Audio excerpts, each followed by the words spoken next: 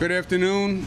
We'd like to give you an update on what we're seeing in terms of the storm. There is good news and there is bad news. The good news is in the New York City area, the snow is tapering off literally as we speak. There should be some more snowfall in New York City, but nothing significant. However, Nassau and Suffolk are not as lucky, and the bad news is Suffolk is getting the brunt of the storm. I don't know what Suffolk did to Mother Nature to offend her, but it seems that Suffolk tends recently to get the hardest hit on these type of storms. Obviously, the geographic location would lead to that. We had notice on this storm, which is the good news. And because we had notice, you had the staff that was pre-deployed. We pre-deployed equipment all over the state, but especially on Long Island. The MTA, Long Island Railroad, which you'll hear from in a moment, was able to store most of the equipment last night. So there wasn't a problem in terms of using the equipment this morning. We actually purchased a large additional number of plows last year after we had gone through a few snowstorms. And I was questioning at the time whether or not it was worth the expenditure, but in retrospect, I'm glad we did because they came in very handy on this storm. The amount of snow in Suffolk, we're looking at 8 to 11 inches, in Nassau 7 to 9 inches. Combined with the gust of wind, 40 to 50 miles an hour, is a very dangerous combination. And this is not a storm that should be taken lightly. We've said that if you don't have essential travel, today is not the day to do it. I have asked businesses to consider early release so people can get out early. The low volume on the road at this time is actually helping us because the plows can stay ahead of the snow. We're worried about the 5 o'clock hour when we still believe it's going to be snowing. And if you have additional volume, that slows down the plows, and that then complicates the issue. I've directed state agencies to do early release for all non-essential personnel. And again, I encourage private businesses to consider the same. Situation at the airports is ugly, for lack of a better word. There have been thousands of cancellations. LaGuardia, we have over 600 cancellations. Newark, over 600. JFK, over 700 cancellations. That should get better as the snow tapers off. But before you even consider going to the airport, for sure you should check with your airline. We hope that if the snow does taper off as expected, that we should be in good shape for the rush hour tomorrow. But that's if the snow tapers off. That's if we get the roads cleared. And one of the variables on getting the roads cleared is people staying off the roads. Just on the ride out here from New York City just now, there are dozens of people stuck. There are people who get stuck on the ramps, wherever there's an incline, and one person gets stuck, then that backs up the entire ramp, stops the plows, stops the tow trucks, etc. So remember, it's not only endangering your own life, you are endangering of the lives of other motorists and the over 4,000 workers who are out here to try to keep people safe. So please be responsible. And if you don't need to travel, today is not the day to do it. I want to applaud County Executive Bellone, who has done an outstanding job. We also have Supervisor Schaefer with us today. The county team, the town teams have been really extraordinary. And cooperation and the coordination between the state, the county, and the local governments has worked very well. Unfortunately, we've had too much experience working together at this time on storms like this, but it really does make all the difference. So I want to applaud the leadership of the county executive and the supervisor, and I want to applaud all the emergency workers who are out there, the transportation workers, the police officers who are doing an outstanding job. And with that, let me turn it over to County Executive Steve Bellone. Thank you, Governor. Thank you very much. I want to thank the governor for the support that he has given and his entire team. He's absolutely right.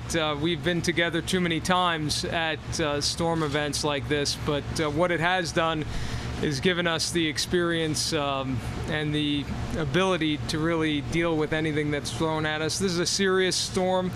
We've seen worse, but as the governor said, this storm needs to be taken very seriously. I'm grateful that a number of people have heeded the call, have stayed off the roads, have taken the opportunity, if able, to stay home today. But there's still a lot of people out there on those roads. Suffolk County Police Department has done a tremendous job. Our Police Commissioner Tim Sini, who is here, we've had over 100 rescues out on the roadways since this storm began. Several of them, the commissioner himself was out there. So these roads are still very dangerous, still slick. The conditions are still very bad. We're looking at the overnight of the cold and dark, freezing the streets so that they become icy, become difficult to plow. So we're in for a long night. The plow operators are going to be out there throughout the night doing everything they can to get things ready for tomorrow. We'll see where we are tonight, but I want to thank them for the work that they're doing. They really are unsung heroes out there doing a terrific job in very difficult conditions while all of us and most of us are in our homes sleeping. They'll be out overnight, so I want to thank them. The coordination between the governor's office and his emergency management team and our team down here is absolutely incredible. We couldn't ask for more support.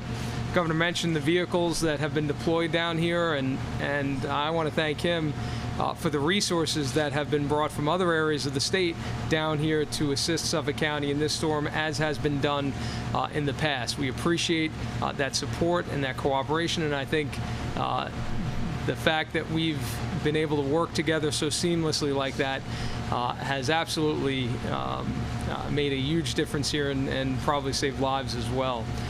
So we're going to be continuing to operate. We're going to be out all night. We urge people to, again, remain home, stay off those roads. They are slick, they are dangerous, and the plow operators need to be able to do their work. So, again, thank you to the governor, all of our first responders, Suffolk County Police Department, and all of our plow operators who are out there doing a terrific job. And with that, I want to turn it over to the Interim Executive Director of the MTA, Ronnie Hakem. Ronnie?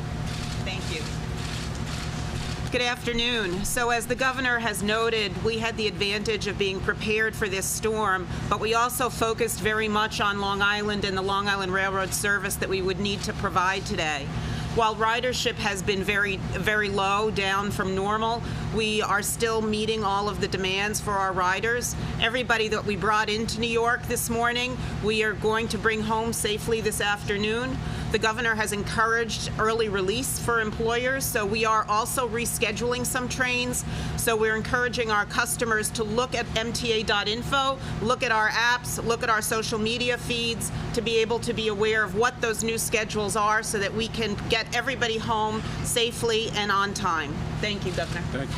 Thank you. Any questions? Any reports of any injuries or fatalities at this point?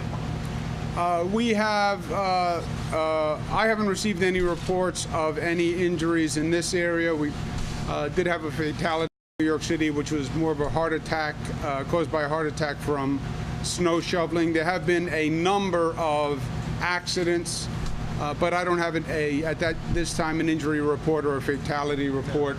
No. Governor, in the past, in the most recent major winter storm, had it closed down the LIE. What is different this time that would cause you not to? Yeah, you know, it's a good question. Closing the road, closing the Long Island Railroad, closing the subways, closing the airports is one of the difficult decisions that you have to make. And, you know, you do it based on the weather forecast, and you make the best decision that you can. One time I made the mistake of saying the weather forecast turned out to be incorrect, and I was bombarded by weather people all across the country. So I'm not going to say that anymore, but you make the best decision that you can with the information that you have at the time. I have gone through both situations, frankly, where we left the road open, where in retrospect you would have closed it. And it was a frightening situation for me personally. We had people on the long LIE who were in their cars overnight. I've also had the opposite experience where we closed the road and then we got very little snow. And people said we closed the road and inconvenienced everyone for no good reason. So you make the best decision that you can.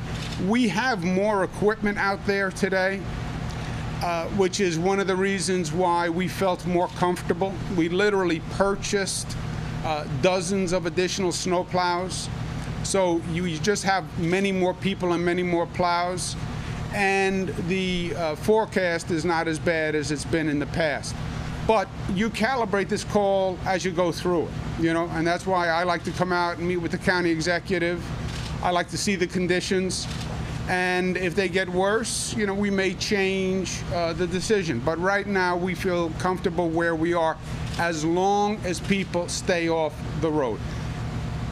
Where it gets dangerous and the danger compounds is when you have people on the road, someone gets stuck, the traffic starts to back up, you can't get the plows, now you have a problem. But with this volume, with this amount of snowfall, right now I don't think there's going to be a reason to close the road.